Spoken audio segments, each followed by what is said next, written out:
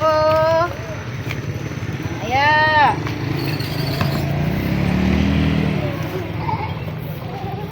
Nah, pintar kelas 1. Ke sini Balkis. Ke sini sapunya Balkis.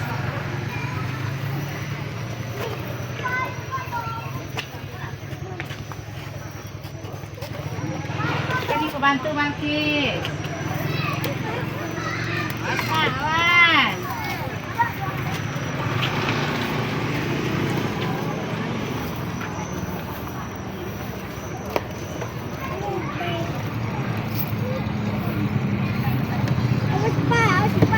Ambil sampahnya.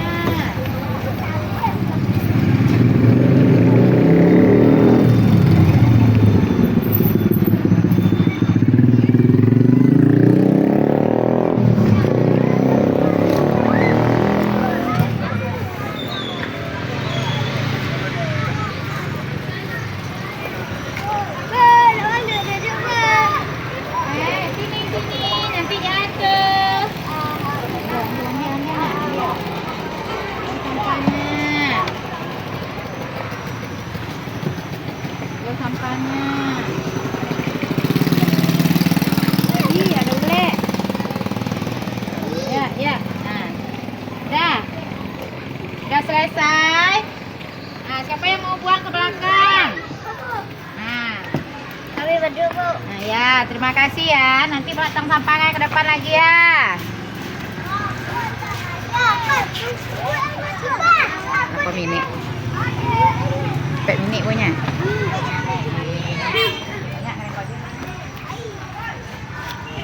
Ya.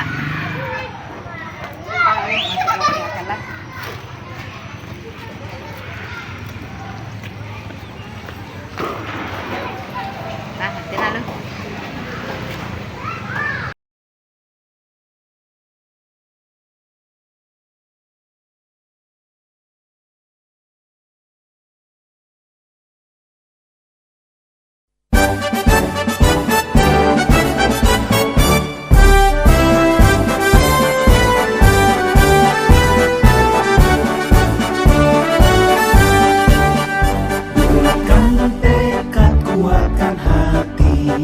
Negeri ini memanggilmu kawan, belajar bergerak berbagi untuk negeri, guru penggerak majukan pendidikan, guru penggerak.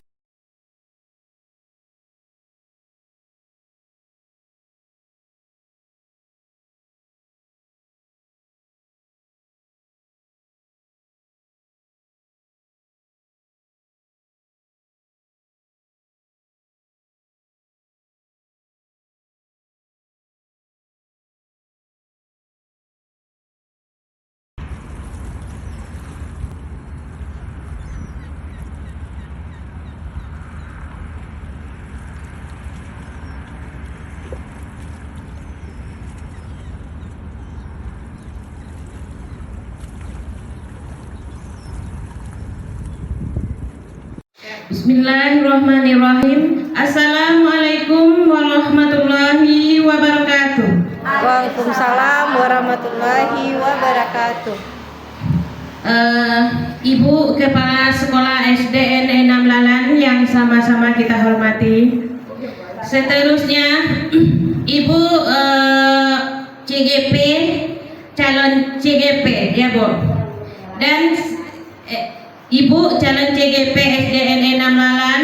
Seterusnya ibu-ibu para majelis guru SDN 6 Lalan yang hadir pada hari ini yang dimuliakan Allah.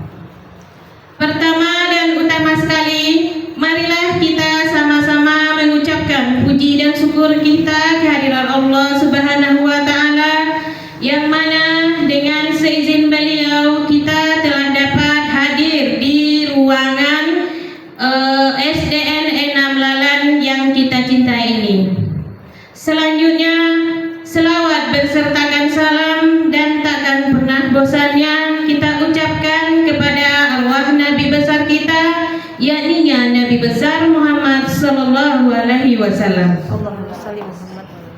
Baiklah ibu-ibu, yang hadir pada hari ini.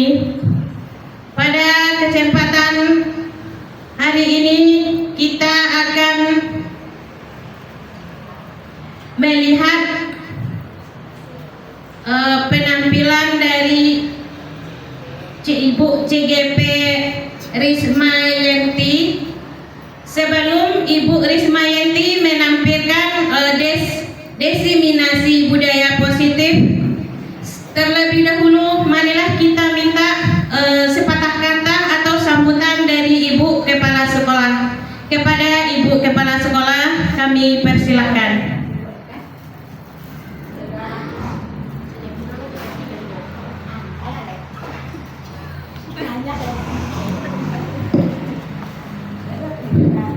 Assalamualaikum warahmatullahi wabarakatuh. Waalaikumsalam warahmatullahi wabarakatuh. Selamat siang semuanya. Siang Bu. Pertama-tama marilah kita ucapkan puji syukur kehadirat Allah Subhanahu wa taala, yang mana pada siang ini kita telah bisa berkumpul untuk melihat penampilan atau sesuatu yang ingin ditampilkan oleh calon guru penggerak kita, yaitu Ibu Rismayanti. Kemudian selawat beriring salam tidak bosan kita sampaikan kepada arwah junjungan kita, yakni Nabi besar Muhammad Sallallahu Alaihi Wasallam.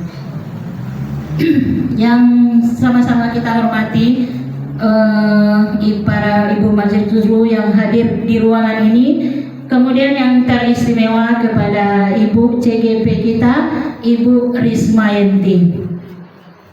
Baiklah, pada siang hari ini kita akan mengikuti atau akan menyaksikan hasil pembelajaran Ibu calon CGP atau guru penggerak kita yang berasal dari SD 6 Lalan. Beliau akan menampilkan apa saja yang sudah beliau dapatkan lebih kurang 3 bulan ini. Kami dari pihak sekolah akan tetap mendukung apapun kegiatan guru penggerak ini, karena kami harapkan program guru penggerak dapat memberikan sebuah warna baru di sekolah kita, dan kemudian akan bisa membawa sedikit perubahan atau banyak perubahan dari yang biasa saja menjadi luar biasa, atau yang biasanya nothing menjadi something gitu, yang tidak apa-apa menjadi sesuatu yang mungkin bisa kita terapkan untuk langkah kita selanjutnya, bagaimana SD kita ini bisa berkembang dengan baik, mengikuti perkembangan ilmu pengetahuan dan teknologi. Kemudian yang terakhir kami ucapkan selamat kepada Ibu Rismayanti. Mudah-mudahan semua pendidikan yang. Terima kasih kepada Ibu Moderator yang telah memberikan waktu, dan terima kasih juga kepada Ibu Kepala Sekolah yang telah mensupport untuk kegiatan kami guru CGP yang ada di SD 6 Lalan ini. Puji syukur marilah sama-sama kita persembahkan kepada Allah Subhanahu wa taala, yang mana pada hari ini saya diberi kesehatan sehingga bisa menampilkan tugas yang diberikan oleh fasilitator, yaitu tentang diseminasi budaya positif. Kemudian selawat berangkaian salam tak lupa pula kita kirimkan ke arwah junjungan kita, yakni Nabi besar Muhammad Sallallahu Alaihi Wasallam.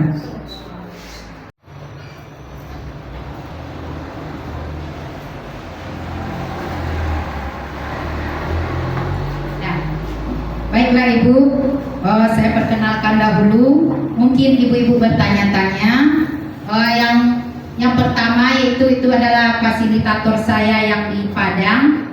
Kami hanya mengenalnya melalui dunia maya, yang selalu membimbing kami dalam setiap tugas dalam CGP ini. Yang kedua yaitu pengajar praktik. Mungkin Ibu sudah 2 kali melihatnya, yaitu Ibu Nadia, yang juga membantu kami membimbing dalam tugas setiap yang diberikan pada tugas guru penggerak ini.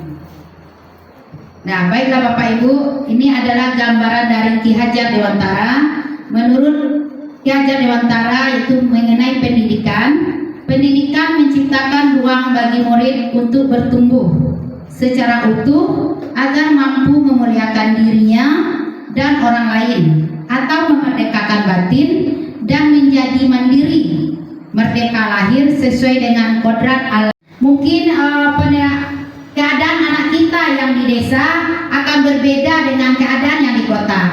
Kemudian kodrat zaman ini kita sudah tahu, kemajuan zaman sudah maju, sekarang sudah menggunakan HP, jadi anak-anak kita sudah mengikuti zaman sekarang. Nah, di sini konsep inti budaya positif. Yang pertama yaitu paradigma belajar. Perubahan paradigma belajar. Kedua, disiplin positif. Yang ketiga, keyakinan kelas. Yang keempat, kebutuhan dasar manusia. Yang kelima, posisi kontrol guru. Dan yang keenam, segitiga restitusi.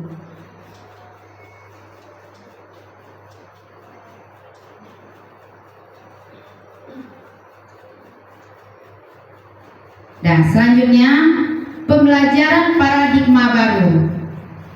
Pembelajaran dengan paradigma baru itu, pembelajaran dengan paradigma baru merupakan pembelajaran yang dirancang berdasarkan prinsip pembelajaran berdiferensiasi, sehingga peserta didik belajar sesuai dengan kebutuhan dasarnya dan tahap perkembangannya untuk mewujudkan profil pelajar Pancasila. Nah, apa itu pembelajaran diferensiasi? Pembelajaran diferensiasi itu teknik instruksional atau pembelajaran di mana guru menggunakan berbagai metode pembelajaran. Nah, di sini tadi sesuai dengan profil belajar Pancasila. Nah, ibu-ibu sudah tahu dengan nyanyi profil pelajar Pancasila? Pernah mendengar? Pernah, Bu. Sekarang kita nyanyi dulu. Di sini ada nyanyinya. Nah, sekarang kita nyanyi bersama dulu. 1, 2, 3.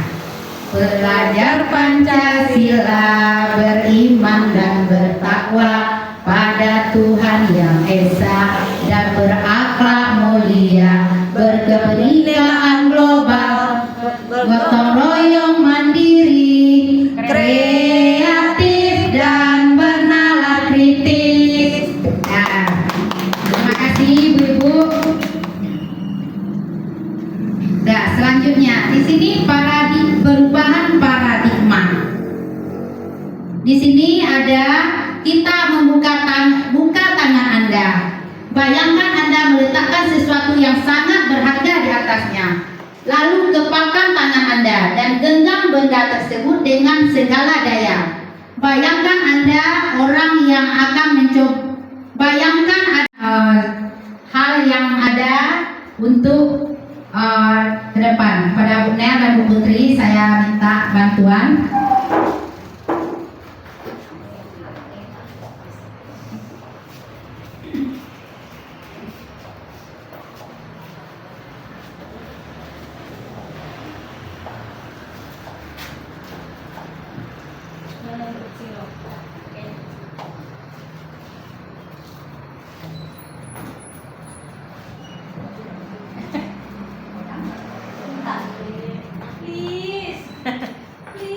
Nggak bisa, karena yang di dalam sini adalah hal yang paling berharga buat saya.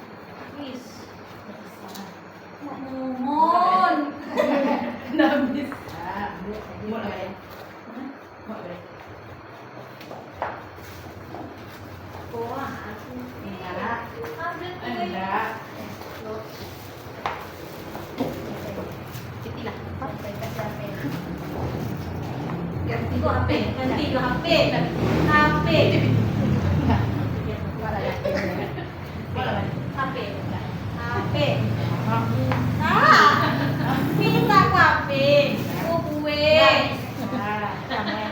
Nah, terima kasih kepada Ibu Putri dan Bu Nel. Kita beri tepuk tangan. Dan kalau saya boleh tahu, Bu Putri, apa yang ada di genggaman tangan Bu Putri sehingga Ibu tidak mau membukanya? Yang ada di genggaman saya itu adalah hal yang paling berharga buat saya yang tidak bisa diberikan ke orang lain. Apa itu contohnya Bu Putri? Ya, terima kasih Bu Putri. Berarti di sini Bu Putri tidak mau membuka genggam kepala tangannya karena Bu Putri ini memiliki sesuatu yang berharga pada temannya. Berarti Bu Putri ini mempunyai kontrol diri, mempunyai kontrol pada dirinya, sehingga apapun rayuan yang diberikan oleh Bu Nel, dia tetap tidak mau membukanya.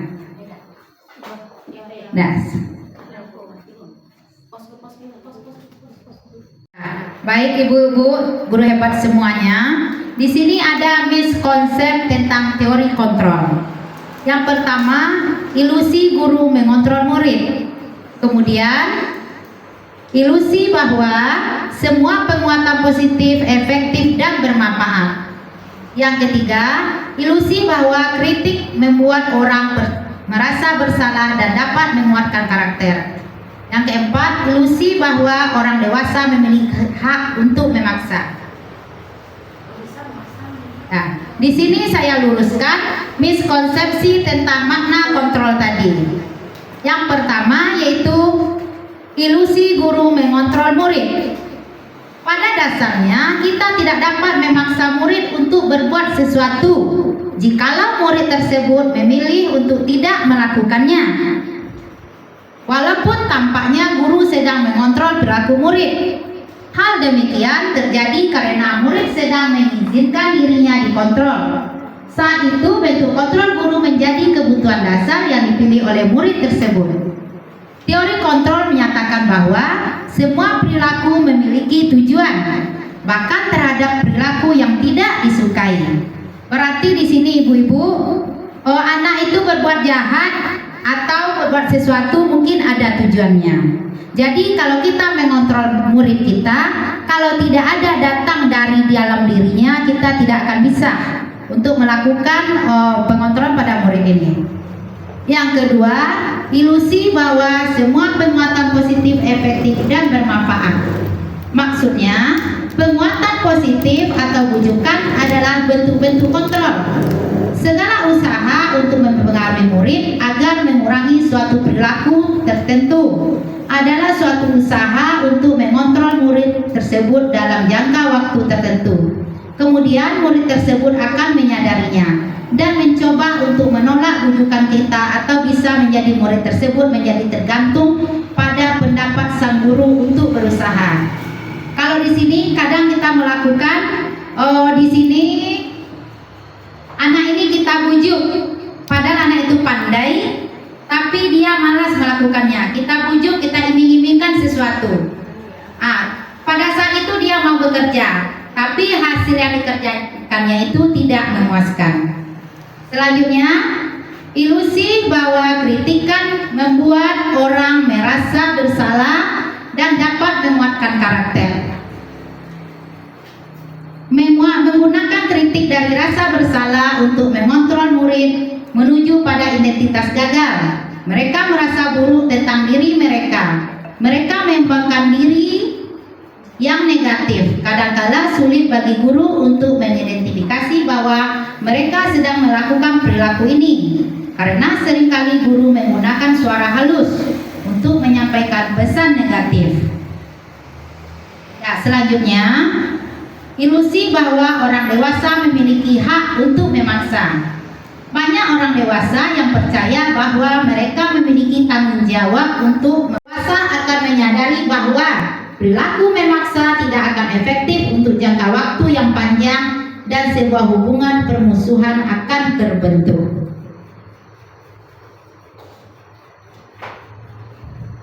Paradigma stimulus respon kepada pendekatan teori kontrol.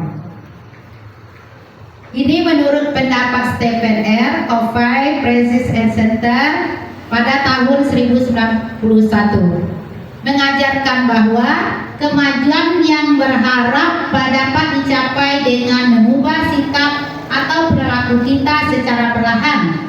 Namun untuk memperbaiki cara-cara utama kita perlu mengubah kerangka acuan kita. Perubahan paradigma diperlukan dalam cara kita melihat dunia dan berpikir tentang manusia. Mari ubah skema pemahaman kita dan penjelasan tentang aspek-aspek tertentu dalam realitas sehingga kita dapat mencapai kemajuan yang lebih besar. Di sini ada mengubah paradigma stimulus respon ke pendekatan teori kontrol. Di sini stimulus respon, realitanya kebutuhan kita sama, tapi menurut kontrol kebutuhan kita itu berbeda-beda. Apa iya kebutuhan kita berbeda, ibu-ibu? Iya. Berarti kebutuhan kita dengan orang bekerja di kantor tidak sama kebutuhannya dengan kita atau dengan petani. Jadi kebutuhan kita itu berbeda-beda. Yang kedua, semua orang melihat hal yang sama. Tapi pada teori kontrol, setiap orang memiliki gambaran yang berbeda-beda. Selanjutnya, kita mencoba merubah orang agar berpandangan sama dengan kita. Teori kontrolnya, kita berusaha memahami pandangan orang lain tentang dunia. Selanjutnya, perilaku buruk dilihat sebagai suatu kesalahan. Pada teori kontrol, semua perilaku memiliki tujuan. Seperti yang telah sampaikan Pak tadi, bahwa kalau anak berbuat sesuatu itu ada tujuannya. Kemudian selanjutnya, orang lain bisa mengontrol saya. Teori kontrolnya hanya Anda yang bisa mengontrol diri Anda sendiri. Selanjutnya, saya bisa mengontrol orang lain. Tapi menurut teori kontrol, Anda tidak bisa mengontrol orang lain. Pemaksaan ada pada saat bujukan yang gagal. Di sini teori kontrolnya, kolaborasi dan konsensus menciptakan pilihan-pilihan baru. Seterusnya, model berpikir menang atau kalah. Menurut teori kontrolnya, model berpikir menang-menang. Di sini kita masuk lagi disiplin positif, nilai dan nilai-nilai kebajikan universal. Disiplin positif. Ibu-ibu sering apa yang ada di benak kita itu mengenai disiplin positif. Nah, di sini saya akan jelaskan disiplin positif, yaitu disiplin berasal dari bahasa Latin, yaitu disciplina, yang artinya belajar. Disiplin mengacu pada disiplin diri yang memiliki tanggung jawab terhadap apa-apa yang dilakukannya berdasarkan nilai-nilai yang diyakini. Kemudian disiplin positif merupakan salah satu cara menerapkan disiplin yang bertujuan untuk menumbuhkan kesadaran serta memberdayakan peserta didik tanpa imbalan penghargaan atau reward, ancaman dan hukuman. Sebagai seorang pendidik, tujuan kita adalah menciptakan peserta didik yang memiliki disiplin diri sehingga mereka berperilaku mengacu pada nilai-nilai kewajiban universal dan memiliki motivasi intrinsik yang dalam perubahan ke arah yang lebih baik.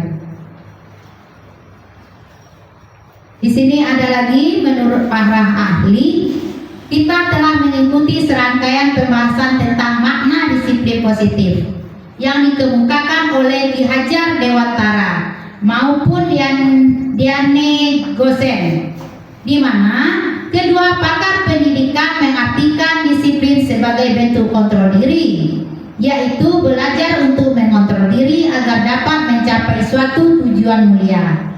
Tujuan mulia ini mengacu pada nilai-nilai atau prinsip-prinsip mulia yang dianut seseorang. Kita namakan nilai-nilai tersebut sebagai nilai-nilai kebajikan yang universal. Seperti kuncup bunga yang merekah di pagi hari, nilai-nilai kewajiban ini merepresentasikan sifat-sifat luhur yang didambakan oleh setiap manusia. Menurut teori kontrol yang berasal oleh Dr. William Gosen pada tahun 1984. Setiap tindakan manusia memiliki tujuan yang hendak dicapai. Diane Gosen pada tahun 1998 menambahkan bahwa dengan mengaitkan nilai-nilai kewajiban dengan motivasi intrinsik, maka tekad untuk meraih tujuan mulia semakin kuat dalam diri seseorang. Sehingga dengan mengamalkan nilai-nilai kewajiban ini, manusia mampu membangun daya dorong yang berasal dari dalam diri untuk mencapai tujuan yang diinginkan. Di sini nampak nilai-nilai kebajikan, nilai-nilai kebajikan yang disepakati bersama lepas dari suku, bangsa, agama, bahasa maupun latar belakangnya. Baiklah ibu-ibu, untuk nilai kebajikan ini saya minta kepada teman untuk membantu saya apa itu profil pelajar Pancasila dan Ibu Brimori, kemudian keterampilan hidup. Kami minta kepada Ibu Rida Gustini untuk membantu membacakan.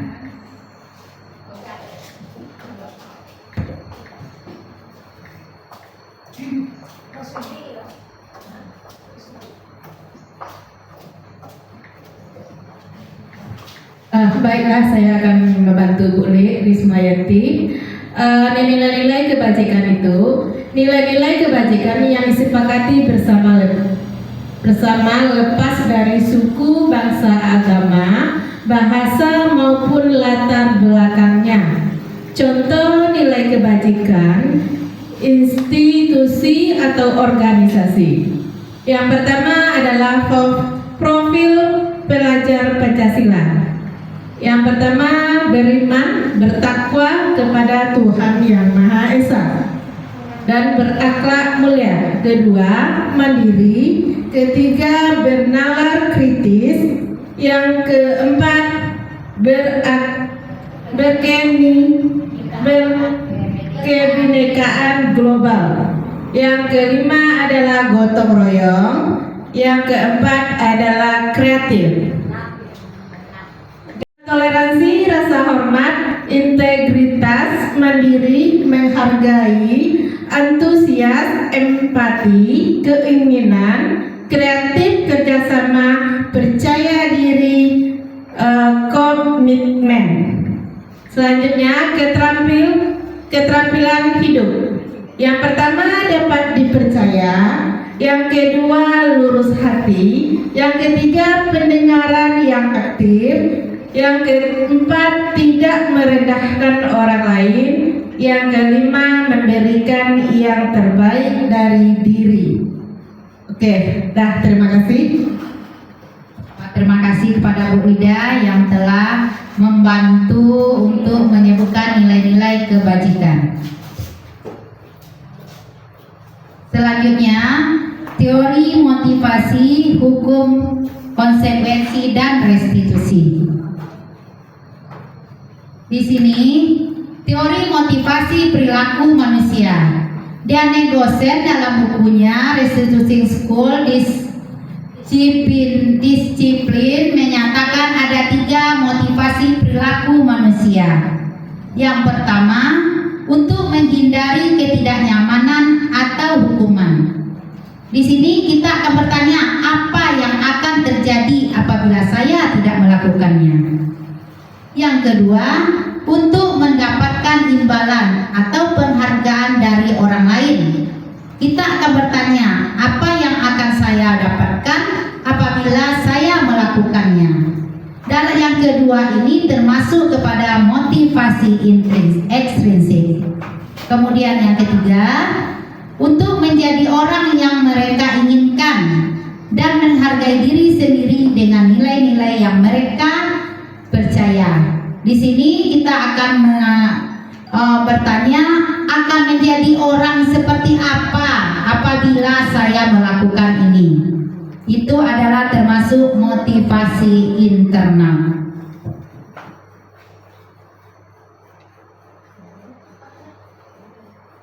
Dan di sini ada identitas gagal dan identitas sukses. Di sini dibagi kepada 3, yaitu hukuman, konsekuensi, dan restitusi. Yang pertama yaitu hukuman, sesuatu yang menyakitkan harus terjadi. Kalau konsekuensi, sesuatu harus terjadi. Sedangkan restitusi merupakan pilihan. Lanjut lagi, yang hukuman tidak nyaman untuk murid, anak atau jangka waktu yang panjang.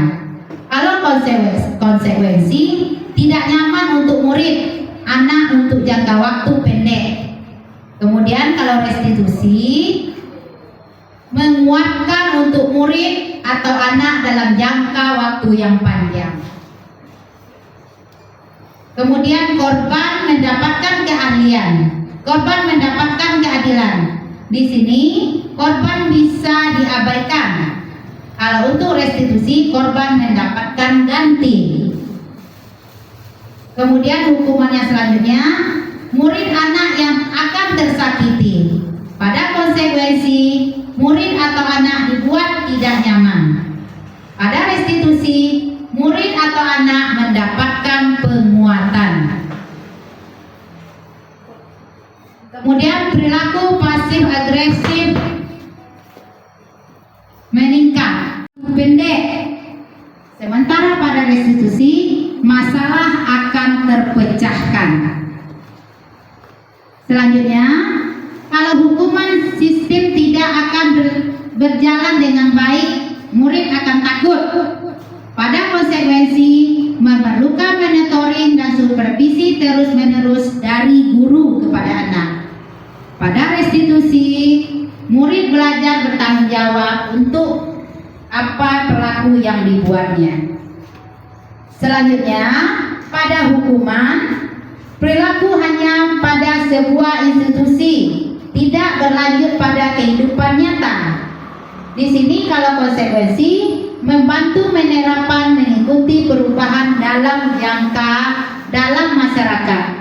Sedangkan pada restitusi fokus pada pemecahan masalah dalam jangka waktu yang panjang. Kemudian peraturan adalah kamu harus. Nah, itu adalah merupakan kesalahan. Yaitu kamu harus. Nah, itu kita tidak boleh menggunakan kata itu kepada anak kita. Pada konsekuensi, apa peraturan yang mampu kamu lakukan? Nah, kemudian pada restitusi, apa yang kamu yakini? Apa yang bisa kamu lakukan untuk memperbaiki masalah ini? Nah, itu bahasa yang kita gunakan. Kemudian pada hukuman, murid akan membenci peraturan. Tapi pada konsekuensi, murid akan menghormati peraturan. Pada restitusi, murid menghormati dirinya dan orang lain. Nah, di sini lagi pengaruh negatif, netral, dan positif. Kalau pengaruh negatif, contohnya awas, kalau dilakukan lagi ya, nanti awas kamu. Nah, kita menggunakan kata awas kepada anak. Itu adalah untuk kalimat negatif yang identitas gagalnya. Kemudian yang identitas sukses untuk konsekuensi, lakukan apa yang saya katakan. Kemudian untuk restitusinya, apakah hal yang sesungguhnya ingin kamu lakukan? Nah, kita berbicara seperti itu pada anak. Kemudian mode pelaksanaannya, stimulusnya, dan teori kontrolnya. Yang pertama, mendorong menyalahkan diri. Kalau untuk stimulusnya, mendorong kepatuhan. Untuk teori kontrolnya, mendorong disiplin positif. Selanjutnya, konsep diri akan buruk. Untuk stimulus, konsep diri akan baik. Dan untuk teori kontrol, konsep diri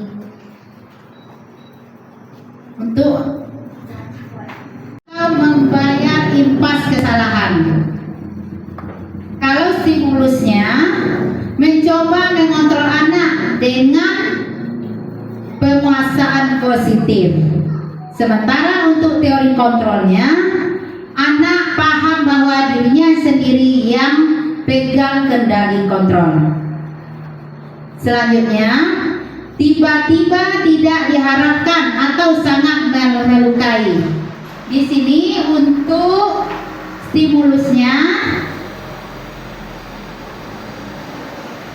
sudah dikerjakan, sudah diketahui atau masuk akal. Kalau untuk teori kontrolnya berupa keinginan untuk mengadakan restitusi. Nah, selanjutnya, apakah hukuman sama dengan konsekuensi? Nah, ibu-ibu, apakah sama hukuman dengan konsekuensi menurut Bapak Ibu? Sama apa tidak? Berbeda, iya. Coba Bu Leoni. Apa itu perbedaan hukuman dan konsekuensi? Kalau menurut pendapat saya, Ibu, hukuman itu berupa sesuatu yang kita berikan kepada siswa, dari guru kepada siswa. Sedangkan kalau konsekuensi itu berupa sesuatu yang kita dapat, yang harus kita pertanggungjawabkan setelah melakukan sebuah kesalahan. Terima kasih kepada Ibu Leoni. Di sini Bu Leoni menjawab apakah hukuman sama dengan konsekuensi. Nah, terima kasih dengan jawaban Bu Leoni. Jawabannya bagus. Nah, sekarang yang hukuman ini tanpa adanya kesepakatan, nah itu kita melakukan kepada anak. Contohnya anak terlambat, langsung kita suruh berdiri dengan kaki sebelah. Itu adalah berupa hukuman. Nah, sekarang coba Ibu perhatikan di sini kita akan membedakan antara hukuman dan konsekuensi. Yang pertama, mencatat 100 kali di dalam buku kalimat. Dalam buku kalimatnya, saya tidak akan terlambat lagi karena terlambat datang ke sekolah. Anak yang terlambat kita suruh mencatat 100 kali. Apa itu termasuk kepada hukuman? Apa konsekuensi, Ibu-ibu? Hukuman.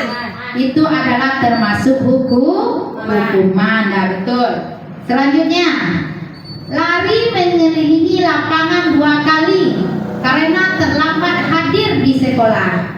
Apakah itu termasuk hukuman atau konsekuensi, Bu Erpinelli? Itu termasuk hukuman, Bu. Ya, terima kasih kepada Ibu Erpinelli. Iya, betul jawabannya. Lari mengelilingi lapangan 2 kali karena terlambat ke sekolah itu termasuk hukuman. Selanjutnya yang ketiga, membersihkan coretan yang dibuatnya di meja tulis. Konsekuensi apa hukuman itu, Bu Putri? Nah, terima kasih Bu Putri, itu konsekuensi, iya. Karena dia harus mempertanggungjawabkan apa yang sudah dia buat. Selanjutnya, murid diminta untuk push up 15 kali karena tidak menggunakan masker ke sekolah.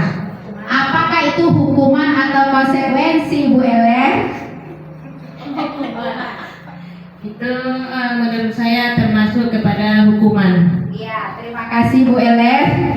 Walaupun Bu Ellen agak terkejut tadi, tapi alhamdulillah Bu Ellen masih menyimak apa yang saya sampaikan.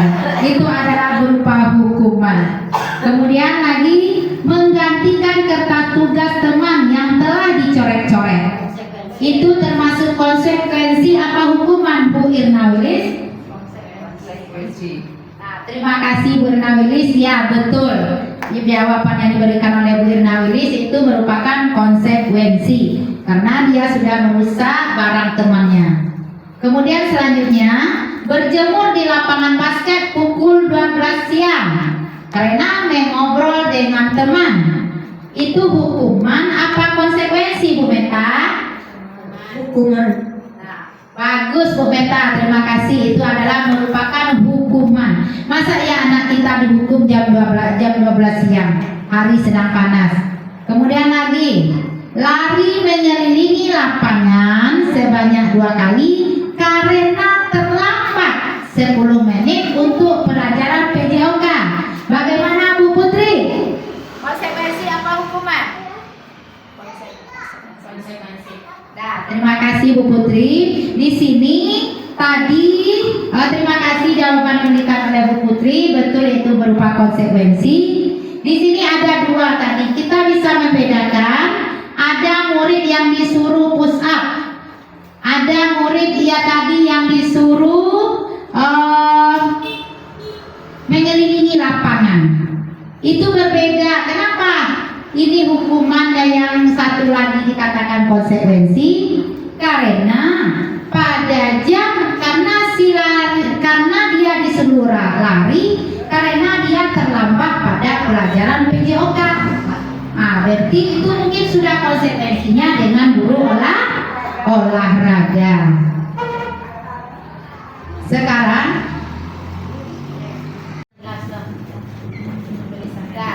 hukuman adalah sesuatu yang menyakitkan dan harus terjadi. Kemudian kalau hukuman membuat anak sakit fisiknya maupun hatinya, dalam jangka waktu lama anak akan membenci kedisiplinan karena kita memaksakan kepada anak. Kemudian hukuman mendorong anak untuk menyakiti dirinya sendiri. Kemudian konsep diri yang buruk anak untuk belajar menyembunyikan kesalahannya, marah, rasa bersalah, dipermalukan dan merasa tidak dihargai. Kemudian yang konsekuensi,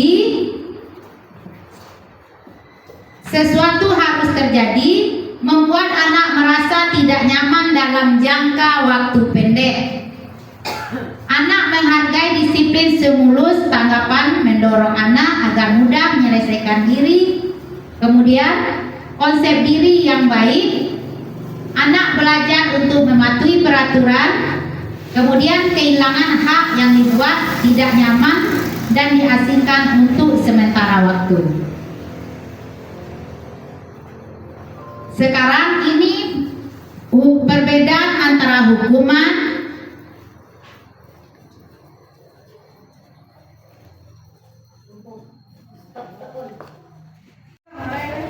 di sini ada dihukum oleh penghargaan. Saat kita berulang kali menjanjikan hadiah kepada anak agar berperilaku bertanggung jawab, atau kepada seorang murid agar mempelajari sesuatu yang baru, atau kepada seorang karyawan agar melakukan pekerjaan yang berkualitas, kita sedang berasumsi mereka tidak dapat melakukannya atau mereka tidak akan memilih untuk melakukannya. Ini adalah pendapat menurut Alfikan tahun 1993. Dihukum oleh penghargaan, anak akan berpengaruh jangka pendek dan jangka panjang. Kemudian penghargaan ini tidak efektif. Selanjutnya penghargaan akan merusak hubungan. Penghargaan akan mengurangi ketepatan.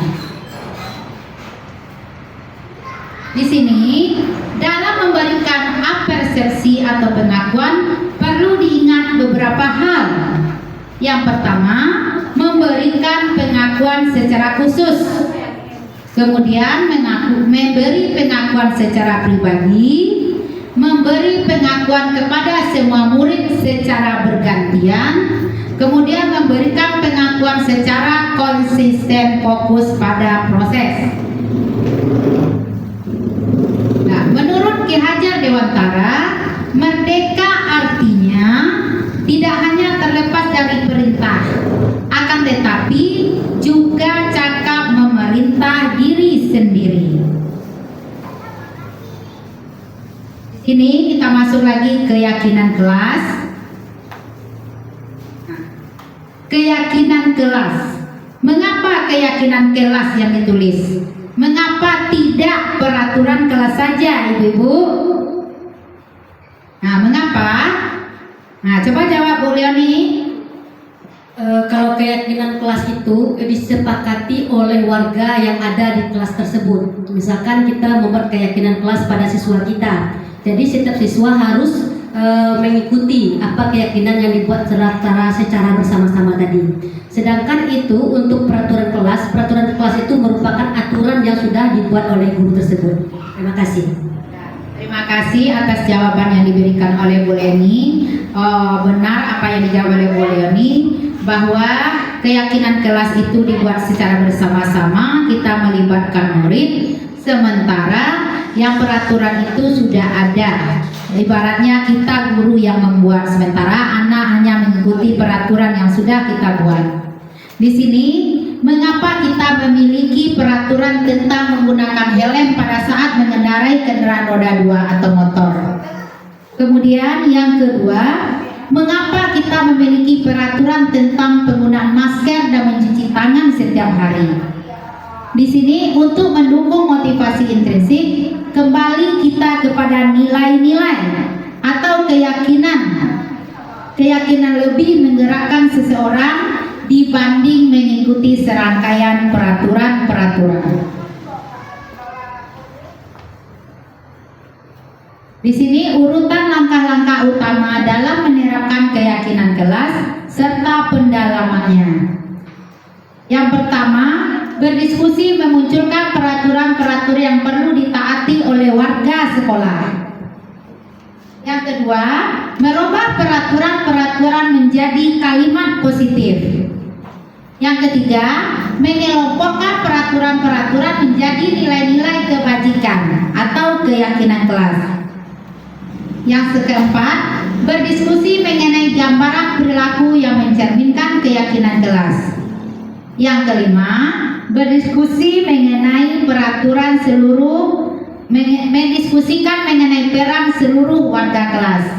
Yang keenam, meninjau kembali keyakinan kelas dari waktu ke waktu. Selanjutnya, implementasi diskusi pembuatan keyakinan kelas. Yang pertama, beriman dan bertakwa kepada Tuhan Yang Maha Esa. Yang kedua, bertanggung jawab atas tugas yang diberikan. Yang ketiga, saling menghormati dan tolong-menolong dalam kebaikan. Yang keempat, disiplin atas waktu dan tepat. Yang kelima, selalu bersopan santun. Yang keenam, menjaga kebersihan dan kerapian serta ketertiban kelas. Di sini ada contoh keyakinan kelas rendah dan kelas tinggi. Yang kelas rendah saya ambil kelas 1. Kalau kita membuat keyakinan kelas untuk kelas 1, setiap anggota kelas perlu belajar. Kemudian kedua, setiap anggota kelas perlu senang. Yang ketiga, setiap anggota kelas perlu melakukan tugas. Yang keempat, setiap anggota kelas perlu saling menghargai. Yang kelima, setiap anggota kelas perlu merasa aman. Untuk contoh keyakinan kelas, untuk kelas tinggi ini saya ambil kelas 5 karena dia sudah besar. Di sini akan berbeda. Selalu bersikap positif. Kemudian yang kedua, senantiasa menjadi diri yang terbaik. Ketiga, mempercaya dan menghormati orang lain serta menjaga barang miliknya. Kemudian yang keempat, berkomitmen terhadap setiap tugas. Dan yang kelima, senantiasa membantu temannya. Dari kebutuhan dasar manusia yaitu semua yang kita lakukan adalah usaha terbaik untuk mendapatkan apa yang kita inginkan.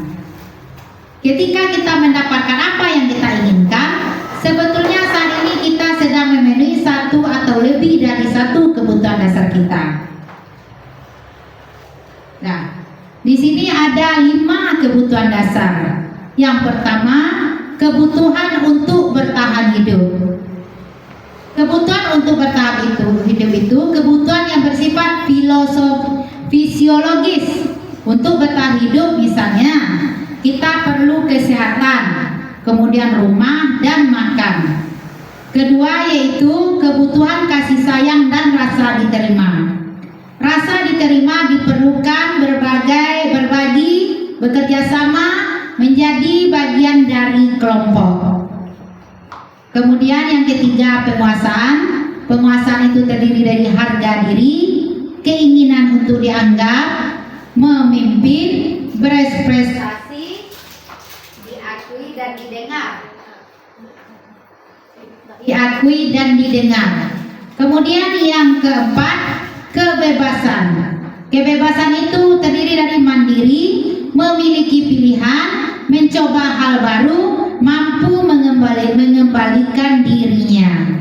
Kemudian kelima kesenangan yaitu bermain, humor, antusias dan tertawa.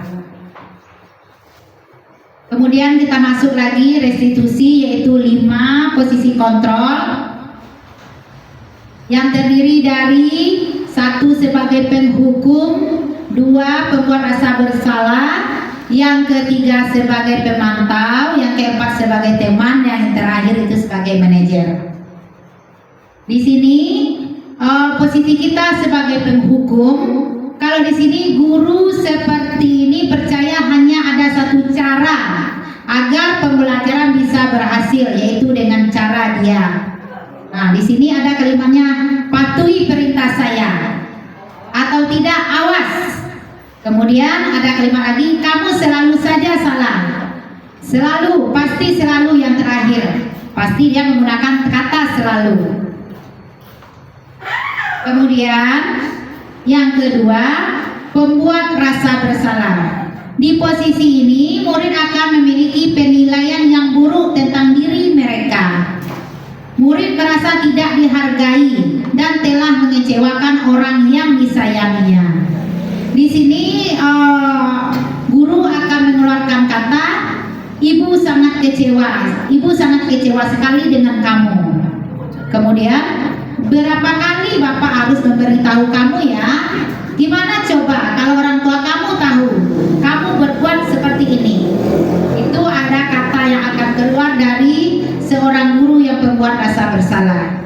Kemudian yang ketiga, guru sebagai teman.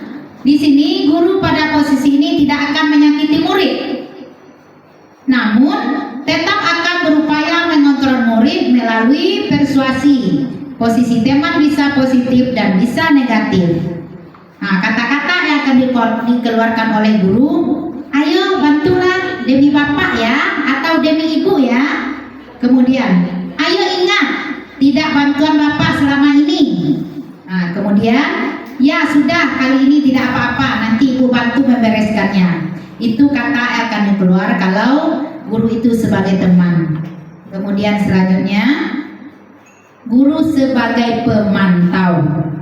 Nah, seorang pemantau sangat mengandalkan perhitungan, catatan, data yang dapat digunakan sebagai bukti atas perilaku seseorang. Di sini guru akan membuat peraturannya apa yang telah kamu lakukan, sanksi atau konsekuensi. Nah, guru akan bertanya seperti itu kepada siswanya.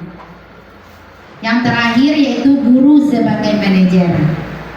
Di sini guru berbuat bersama dengan murid, mempersilahkan murid mempertanggungjawabkan perilakunya, mendukung murid agar dapat menemukan solusi atas permasalahannya sendiri.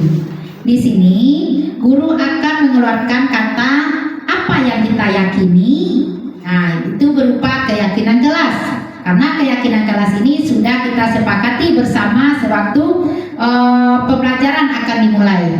Kemudian apakah kamu meyakininya? Nah, guru akan bertanya seperti itu kepada anak dengan keyakinan kelas yang sudah dibuat tadi. Kemudian jika kamu meyakininya, apakah kamu bersedia memperbaiki? Nah, di sini kalau anak sudah meyakini keyakinan kelas itu, sudah meyakini kesalahannya, dia akan bersedia untuk memperbaikinya. Kemudian jika kamu memperbaiki ini, hal ini menunjukkan apa tentang dirimu? Nah, selanjutnya apa rencana kamu untuk memperbaiki hal ini? Nah, disuruh untuk mencari solusinya sendiri. Nah, selanjutnya restitusi atau segitiga restitusi. Sebagai upaya-upaya yang dapat dilakukan dalam membangun budaya positif di sekolah. Tentunya untuk mewujudkan hal ini membutuhkan proses yang tidak bisa dilakukan dalam waktu singkat. Selain itu, proses ini juga membutuhkan keterlibatan semua pemangku kepentingan di sekolah. Nah, hanya itu hasil presentasi saya pada hari ini. Kalau ada salah dan janggal saya mohon maaf. Saya bukan untuk menggurui ibu-ibu, tapi inilah yang saya dapat selama 2 bulan mengikuti guru penggerak. Atas perhatiannya saya ucapkan terima kasih. Assalamualaikum warahmatullahi wabarakatuh. Yang cukup sangat jelas dan panjang yang telah disampaikan oleh Ibu Rismayanti. Dengan berakhirnya pemaparan tadi, maka berakhir sudahlah acara kita pada siang hari ini. Saya sebagai moderator dan saya sudahi dengan wabillahi taufiq wal hidayah. Wassalamualaikum warahmatullahi wabarakatuh.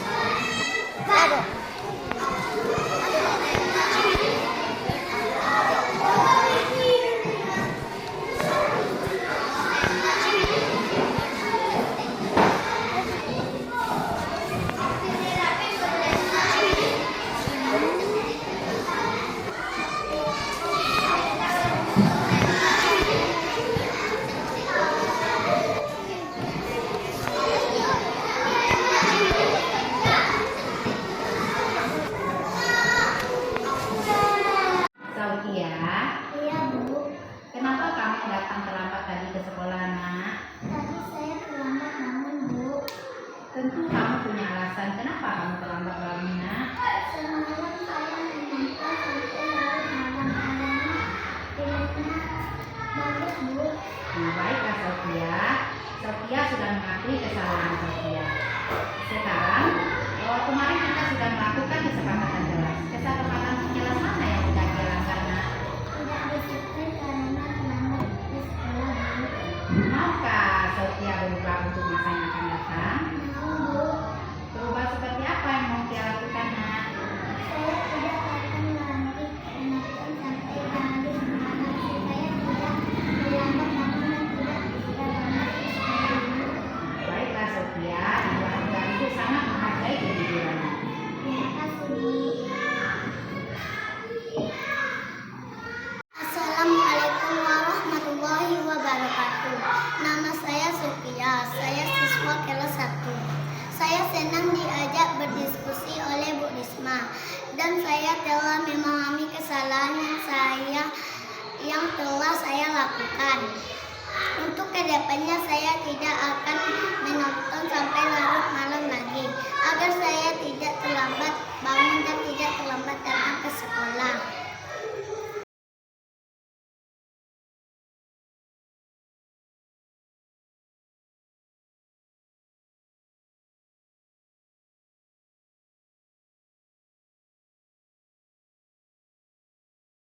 Guru harus mampu menyajikan suatu pembelajaran yang sesuai dengan perkembangan yang memang sudah terjadi pada saat ini. Seperti yang Ibu paparkan tadi, yaitu bagaimana kita menempatkan diri sebagai posisi kontrol di paling tidaknya di pemantau. Tapi kalau sebaiknya adalah berada di posisi kontrol yang kelima, yaitu sebagai manajer. Mudah-mudahan kedepannya kita bisa mencapai posisi tersebut. Terima kasih, hanya itu yang bisa saya